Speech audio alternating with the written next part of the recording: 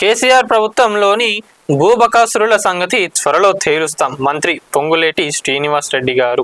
BRS MLC Kalvakuntla Kavitha episode ఇప్పుడు తెలంగాణ రాష్ట్ర రాజకీయాల్లో హాట్ టాపిక్ గా మారింది. ఈ వ్యవహారంపై తాజాగా మంత్రి పొంగులేటి శ్రీనివాస్ రెడ్డి గారు స్పందించారు.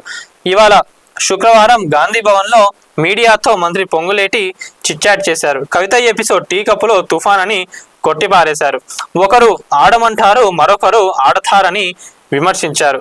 గత బీఆర్ఎస్ ప్రభుత్వంలో ఒకటి కాదు చాలా తప్పులు చేశారని, అన్నిటికీ శిక్ష తప్పదని వార్నింగ్ ఇచ్చారు. నిజంగా చెప్పాలంటే ఈరోజు తెలంగాణ రాష్ట్రంలో మనం ఏడ చూసుకున్నా కూడా ఐటీ రంగంలో కానివ్వండి, ఫార్మాలో కానివ్వండి, రియల్ ఎస్టేట్లో చాలా మంది కూడా చాలా సంపాదించుకున్నారు. గత ప్రభుత్వం కూడా చాలా మందిని మంచిగా ప్రోత్సహించింది.